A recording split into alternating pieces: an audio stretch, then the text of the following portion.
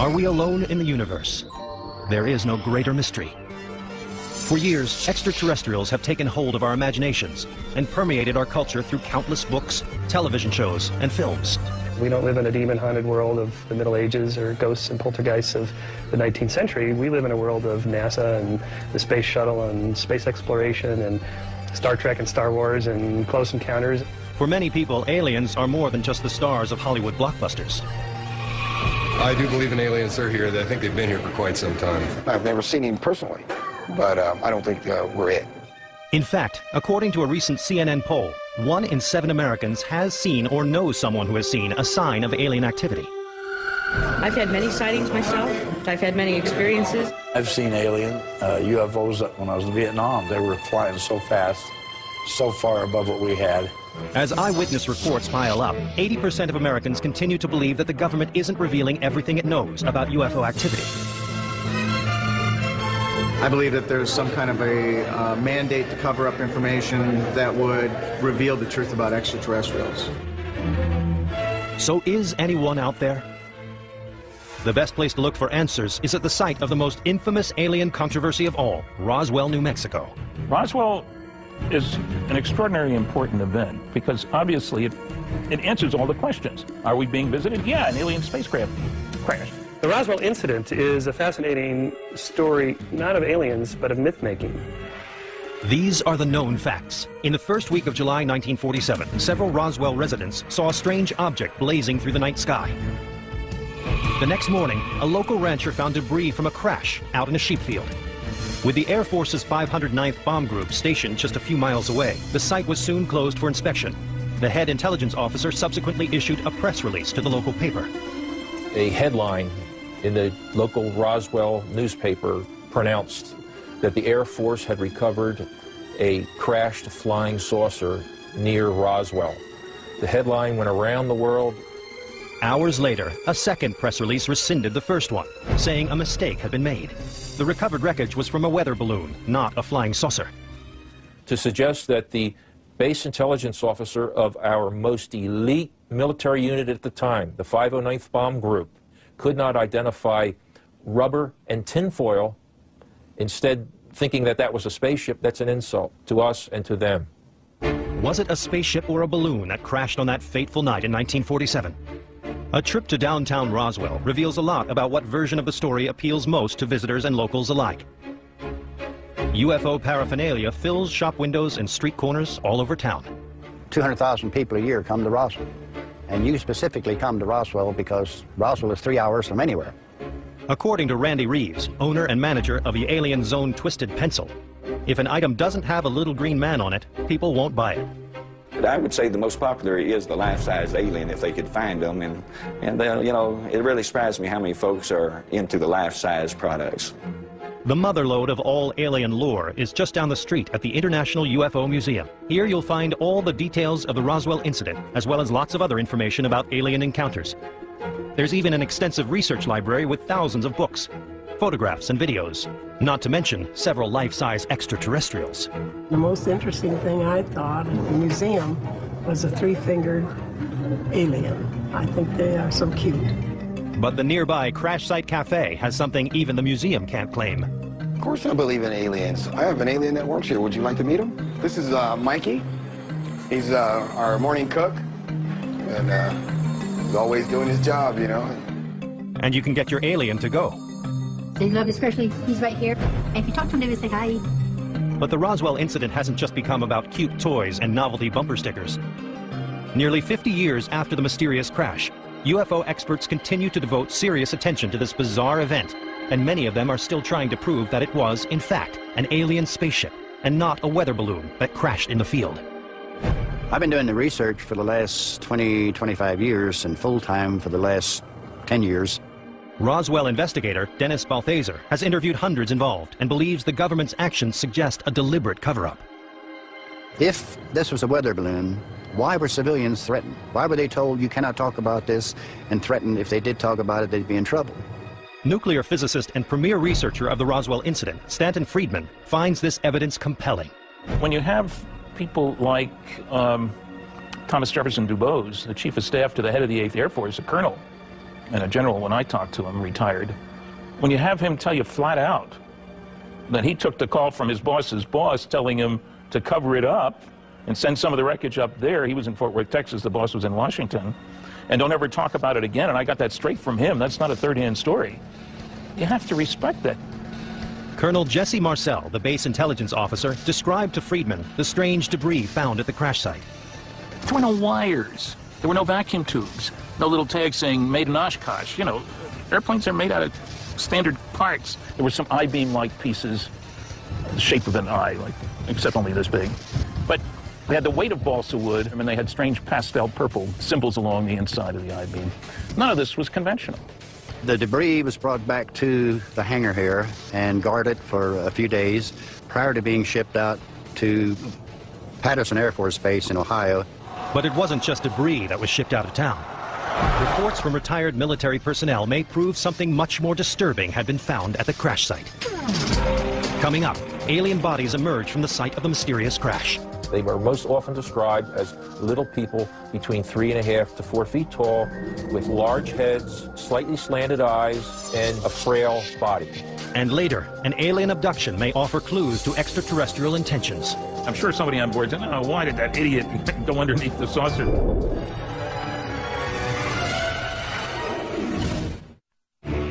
Since 1947, the Air Force has strongly denied that an alien spaceship crashed in Roswell, New Mexico. Half a century later, a videotape surfaced showing the military autopsy of one of these aliens. But upon closer examination, it appeared the footage was fabricated. I am still convinced that it is not real. I don't know who made it. It could have been set up by the government and publicized and then debunked, which would work into their favor. At this point, we don't know of any autopsies actually being done. To dispel the public's mounting suspicion, the Air Force in 1997 released a comprehensive rebuttal to all charges of a cover-up and the presence of alien bodies. So they issued a report stating that the people who reported seeing bodies were mistaken. What the Air Force said they saw were mannequins. These mannequins, which were over 6 feet tall. Well, we've done some checking on that story, and the dummies weren't used until 1953, 6 years after the event happened.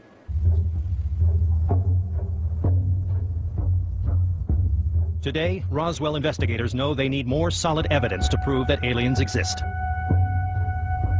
If we were able to take some physical evidence and have it tested and prove without doubt, scientifically, that it is not from Earth, then I think we would start getting some support, and that would be my holy grail.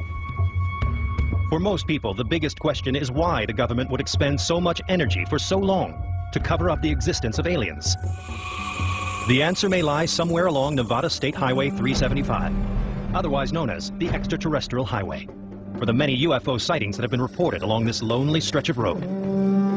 About 90 miles north of Las Vegas lies a block of government land known as Area 51.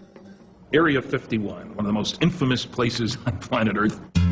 Just 15 minutes away from Area 51 is the Little Alien, a kitschy spot where visitors can grab a cold drink and soak up some local information.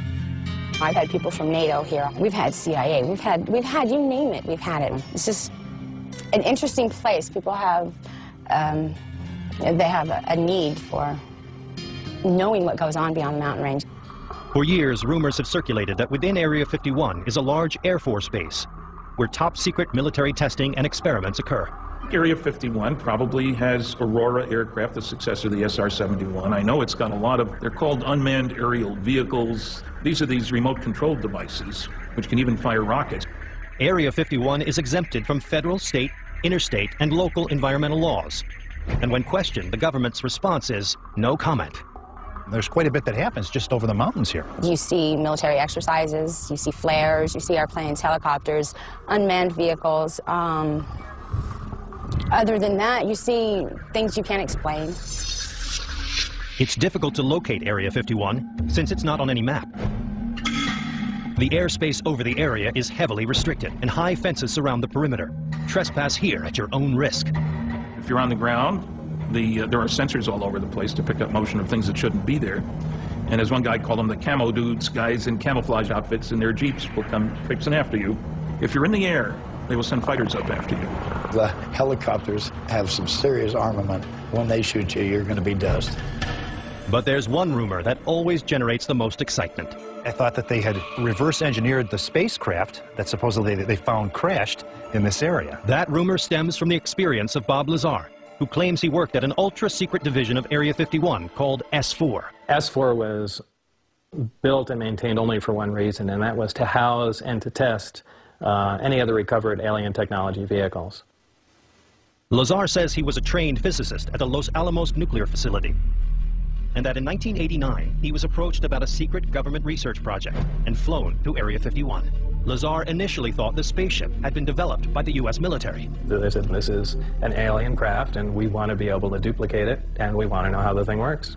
As the senior staff physicist, Lazar was in charge of analyzing the ship's propulsion system. Here was an incredibly complex system. There was nothing even as simple as wiring connecting subsystems together, so it operated more like magic. Every single waste thing that was going on was being utilized by something else, so it was, for all intents and purposes, completely perfect. Over the next few months, Lazar and his team made little progress in understanding how the craft worked. We were dealing with something that could have some just fantastic impact, but at the time we didn't even have the slightest chance on how to duplicate the system or really even understand what was going on. It wasn't your typical day job. Lazar would get called into work erratically, sometimes late at night. After 6 months, the calls stopped coming. Lazar told a few close friends about his experience, and then things got scary. They started following me around more than usual. And friends that I hung around, they even started noticing people following us around. And I started getting a little concerned, thinking, am I all of a sudden going to get wiped out in some way? And this really started looking like a Mission Impossible episode. Lazar claims he went public with this story to protect himself. But many people, like UFO expert Stanton Friedman, don't buy any of it, calling Lazar a fraud. He isn't a nuclear physicist. He doesn't have a degree from anywhere. Didn't go to MIT or Caltech, as he claimed. That he didn't work for Los Alamos. He worked at Los Alamos for a subcontractor.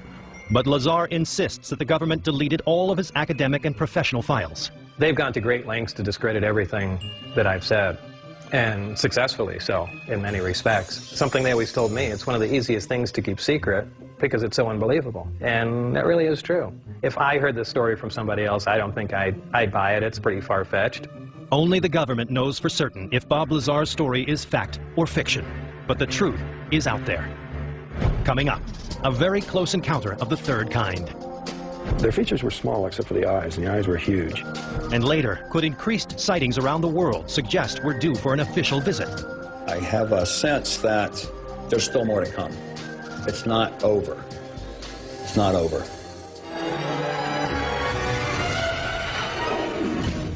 Three hours north of Phoenix, the small town of Snowflake lies at the edge of Arizona's White Mountain region, a popular destination for camping, fishing, hiking, and skiing.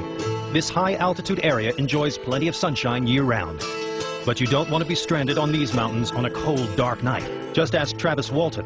Born and raised in Snowflake, he's still haunted by his intimate encounter with alien beings more than 30 years ago. For years after the incident, it occupied my every thought all the time. It's something I just couldn't shake out of my mind. At the time, Travis was 22 and working on a logging crew in the Sitgreaves National Forest, just outside of town.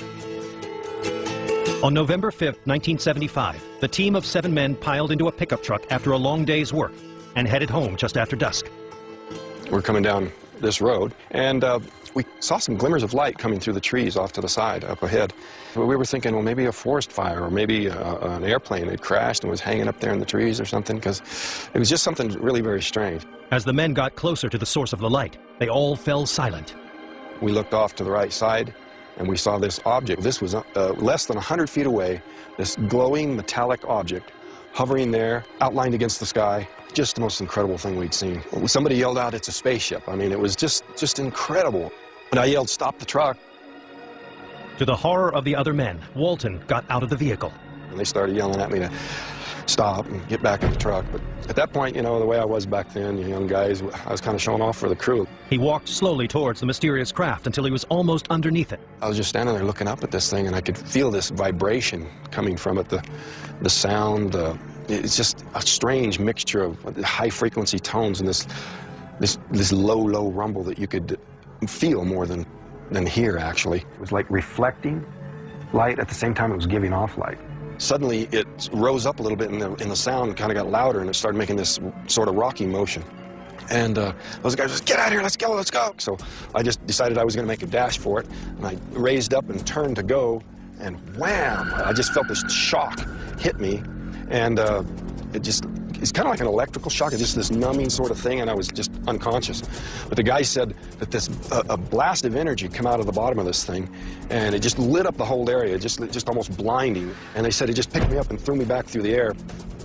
And they said my body went so far and landed so limp, they just thought it killed me.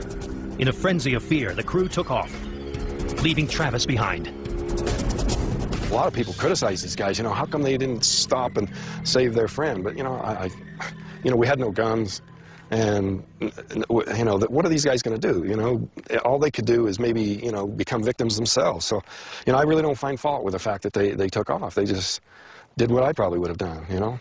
Though they knew they'd sound crazy, the loggers called the town sheriff and explained what had happened. The sheriff interviewed the men, and he was very struck by the fact that the men were so shook up. You know, their faces were white, they were shaking.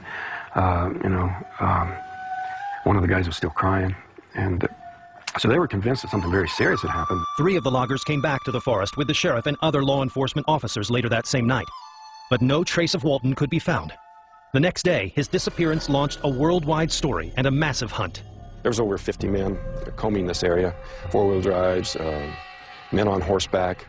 There were airplanes and helicopters crisscrossing the area. They even brought in tracking dogs. But after 4 days of fruitless searching, it became clear that no one knew where on Earth or elsewhere Travis Walton was. Neither did Walton. When I came to, I was lying on my back on a hard surface, and I could see a light above me. I was thinking I was in a hospital. But Walton soon realized these doctors weren't human. When I finally got where my eyes could focus, I saw this creature standing over me. They were small, just a little over 4 feet tall. They had a mouth and a human arrangement of features, and their features were small except for the eyes, and the eyes were huge. Another group of aliens then held Walton down and placed a mask over his face. That was the last thing I remember.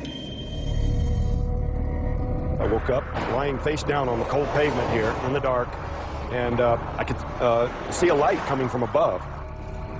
I looked up to see this craft hovering there. You know, it was just there for a second when I looked, and it was shot straight up and was gone from sight almost instantly. Walton found himself near the town of Heber, 30 miles from where he had been abducted. He stumbled into the deserted town and called his family from a payphone. When they arrived, Walton learned just how long he had been gone. I thought that this was the same night.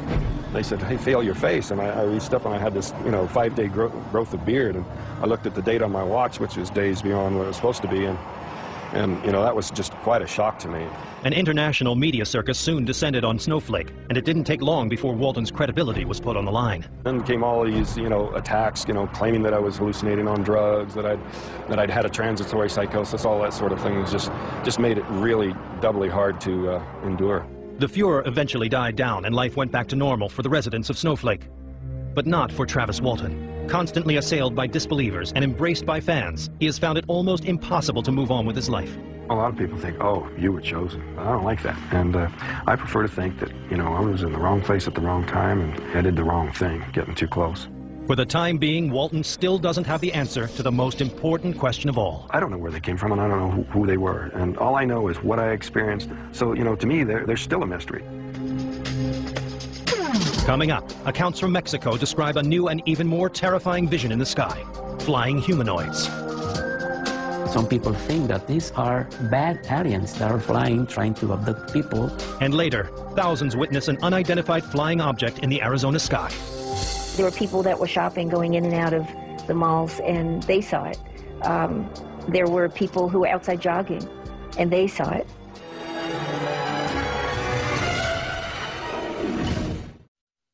Mexico's balmy breezes, vibrant culture, and delicious cuisine have made it one of the world's most popular vacation destinations. Whether touring the ancient Mayan ruins of the Yucatan or enjoying mariachi music in Mexico City, millions of people love to visit this beautiful country, steeped in color and mysticism. Mexico is known as the land of wonders and mysteries, the land where legend and reality become one. But over the past decade, it seems international travelers aren't the only ones flocking to Mexico. Mexico has received more UFO sightings than any other country on this planet. The first in a growing wave of sightings occurred on July 11, 1991, during a solar eclipse. People gathered in Mexico City, one of the most populous cities in the world, to watch this rare event in the sky. What they saw was even more startling. At that moment, when the eclipse began, the people were taping, and suddenly a strange unknown object appeared. They witnessed metallic objects, unidentified flying objects, appear in the sky just as the eclipse was taking place, and remained in the sky as the eclipse was finishing. 17 different people in Mexico City from different vantage points filmed this event.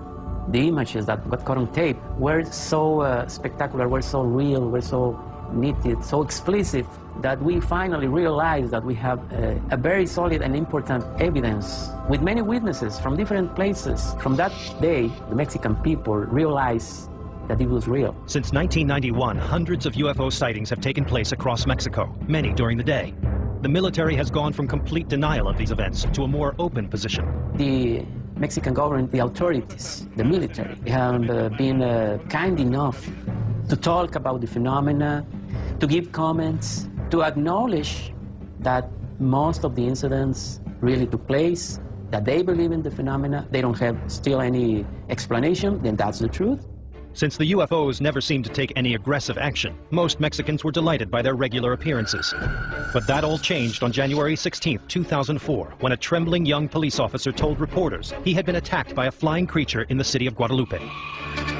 Realidad o fantasía, le tendremos la historia de un policía de Guadalupe que narra la supuesta aparición de una bruja. As he was patrolling the crime-ridden area in his car, the young officer claimed a figure dropped from a tree onto the road. At that moment, he stopped the car, the patrol car, and he noticed something. This body was floating above the ground. He turned on his high beams for a better view. Estaba vestida de negro y tenía los ojos grandes. Tez morena, ya no alcancé a ver más. Estaba vestida de negro, traía un gorro con una punta hacia atrás. Pero no tenía nada de escoba, nada. Pero iba volando sola. The creature then suddenly flew at the car, smashing repeatedly into the windshield. So he put the car in reverse, the patrol car in reverse, trying to run away. He asked by radio for backup, and this flying thing was trying to grab her through the windshield. She was looking at him. It was very close. Terrified, the police officer raced backwards, hitting a wall and losing consciousness. Later, medical tests revealed that the officer had no drugs or alcohol in his system, but was in a deep state of shock. Psychological test revealed that he was not suffering and has never suffered any kind of hallucination or any kind of psychological disorders. Many ufologists say that what attacked the officer is a new and frightening alien being called a flying humanoid. One amateur video even caught two flying humanoids in the air together.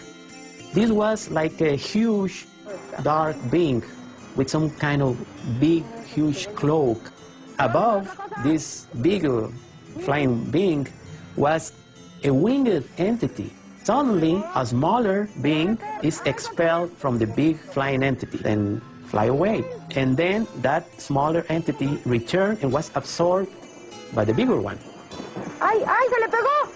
¡Se le metió! Como tapa. Some people think that these are bad aliens that are flying, trying to abduct people. However, these are only theories. We don't know exactly what's going on. But the images are there. UFO investigator Stanton Friedman doesn't find these images persuasive evidence that the creatures are real. I've looked at a number of reports of flying humanoids. I wasn't terribly impressed. But believers like Ed Sherwood think it won't be long before these creatures and others make themselves known in the United States.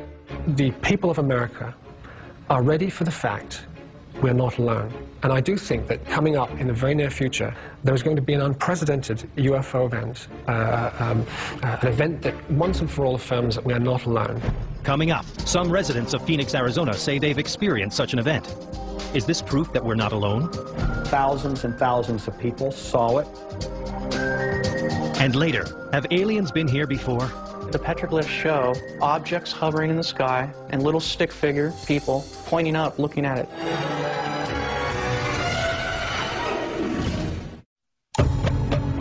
The desert climate of Phoenix, Arizona has made it one of America's fastest growing cities. Visitors seek out its luxurious spas and world-class golf courses, while residents enjoy sun-drenched days and moonlit nights. But on the evening of March 13, 1997, as people across the state gathered outside, hoping to catch a glimpse of the famous Hale-Bopp comet, those clear desert skies revealed something far more spectacular. What emerged from the Arizona night triggered the biggest UFO controversy since Roswell.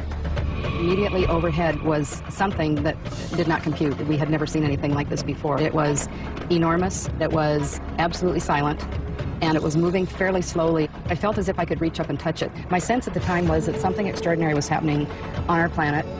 A formation of extremely bright lights in a V shape flew from one corner of the state of Arizona to the other and turned around and flew back. 3 hours. Thousands and thousands of people saw it, were witnesses. There was a Little League game going on, and they all saw it. The kids saw it, the coach saw it, the parents saw it. There were people that were shopping, going in and out of the malls, and they saw it. There were people who were outside jogging, and they saw it. The lights took an extremely low path through restricted airspace, and no one seemed to know what these lights could be, or where they came from. Were extraterrestrial beings involved? Concerned, Frances Emma Barwood brought the matter up at a televised council meeting. But city officials quietly urged Barwood to drop the subject. One of the assistant city managers came to me and told me, if anybody asks, you know nothing and don't talk about it. Barwood decided to pursue the mystery further, but no matter what branch of government she turned to, Barwood says she came up against a brick wall. As far as the Phoenix Lights are concerned, the government knows nothing. Barwood believes that if the government had investigated the matter, they would have discovered that a handful of witnesses had also filmed the strange light formation. Jeff Willis, a UFO photographer for over 10 years, was in the mountains above Phoenix that night and shot video of the lights at 7:30 p.m., almost 3 hours before the mass sighting. They were probably, I would say, probably about 35 miles away, and from their size, it's really hard to determine, but I would say they were probably as big as 3 jets put together in length. They were really big, and they were moving very slow. They had to have been something strange, for sure. The footage that revealed the most detail was shot later that evening by a physician who until recently remained anonymous.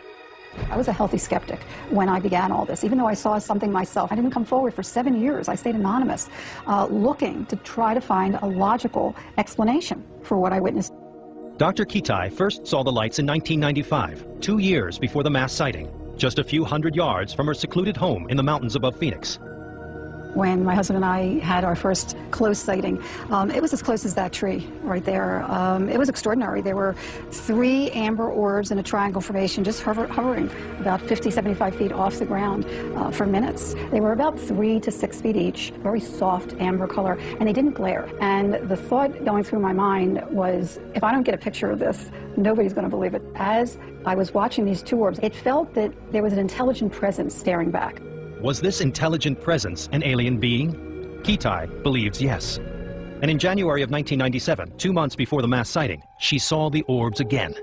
This time they were at a distance, and they were far west, and I noticed them, they were in a line formation. As I'm ready to shoot the 3, suddenly 6 amber orbs in a row, equidistant from each other, massive span, was over a mile wide, popped up over the 3. It was really unnerving. I have to tell you, I started to shake a bit. But I did take 6 pictures in a row.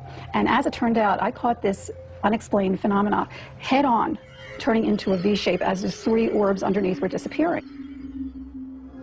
When Dr. Kitai realized how many other people had seen the lights that night, she decided it was time to share her footage with Village Labs, a high-tech computer imaging company. Founder Jim Dilatoso and his employees have years of experience in exposing fake UFO videos and photographs. I'm a scientist. I'm an experimenter. We're a lab. I hardly ever had said it before that the pictures that we had tested could be an extraterrestrial spacecraft. Using Kitai's video with 2 other videos shot at the same time, technicians were able to triangulate the exact position and path of the lights. We got very involved in converging all the images, matching up the times that the television news was on in the background with each of the cameras to create a position of greatest likelihood of where the object was placed. However, military personnel claimed that the lights were created by high-intensity flares from an Air Force A-10 aircraft.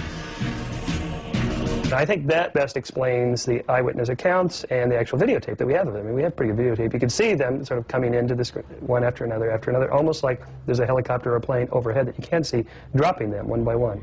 But many Phoenix residents found the government's explanation difficult to swallow. They said, oh, we forgot. There was this group of planes that came in from Maryland, and they flew all the way into Arizona, and nobody knew about it. That's like saying that I can build my own F-15 in my garage and roll it out on the street and then start dropping bombs all over the place and then fly it back down and put it in my garage. And they would say, oh, we don't know what that was because we had no knowledge. I'd seen this up close and personal in '95, and nobody can tell me that it was military. This was extraordinary technology in a private gated area. To determine whether the lights were flares or not, the technicians at Village Labs compared the optical properties of the lights to footage of military flares. Our contention is that there is no scientific data that these could be flares. We came to the conclusion that they were orbs, that they were balls, if they were steady, they were consistent. Jim Dilatoso and his team also spoke with hundreds of eyewitnesses about the size and shape of what they saw. It was evolving as a flying machine. It was able to make its wings bigger, smaller. So what, according to Jim Dilatoso, are the Phoenix Lights? It's not flares, not A-10 aircraft in formation, not an Aurora aircraft, not a hologram, not a bunch of rich guys in lighter-than-air airplanes in formation. It was an unknown. We couldn't get a match to anything. It's an unknown. An unknown. Those who've seen them believe to be UFOs. Coming up, what did our ancestors know? You go back into the stories from history. There's a guy pointing, and there's looks like a spaceship of some sort. Find out next.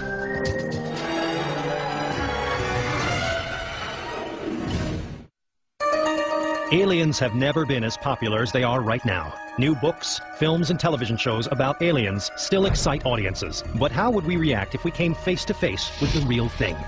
As more and more UFOs are spotted in the sky, many UFO experts say it's time we ponder that question. It's happening at a faster pace. Something is happening. Something is, you know, in my own estimation, because it is so extraordinary, it is happening worldwide. In the years since the Phoenix Lights were seen by thousands, similar sightings have been reported around the globe. 1 month before our mass sighting on March 13th, 1997 in Arizona, there was also a mass sighting in St. Petersburg, Russia on February 19th, 1997 of almost the identical phenomena. It's happened in Turkey, it's happened in Russia, they've got pictures in Hungary. It's been seen all around the whole world.